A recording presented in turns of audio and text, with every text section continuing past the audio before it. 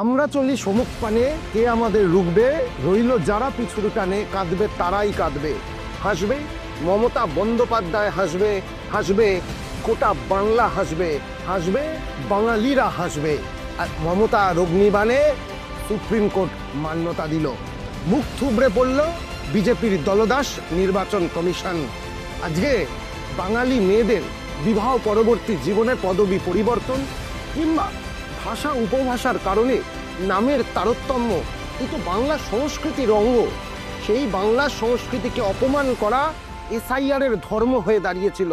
মমতা বন্দ্যোপাধ্যায়ের প্রতিবাদ সেই কারণেই ছিল। বাংলার প্রতিবাদকে তিনি টেনে নিয়ে গেছিলেন দিল্লির রাজপথে। মমতা বন্দ্যোপাধ্যায়ের নেতৃত্বে সারা বাংলা মাথা উঁচু করে বাঁচতে শেখায়, বাঙালিকে মাথা উঁচু করে থাকতে শেখায়।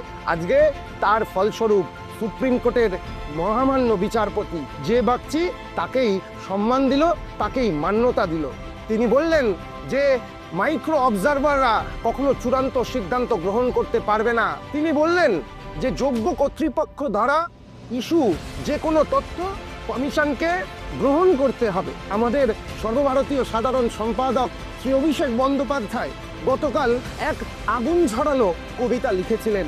সেই কথা ধরে বলতে হয় যে যে শাসক আজকে অহংকারের কথা বলে, যে শাসক মানুষের কথা শোনে না, যে ক্ষমতা আজকে মানুষকে তুচ্ছ মনে করে, ইতিহাস কিন্তু তাকে কখনো ক্ষমা করে না।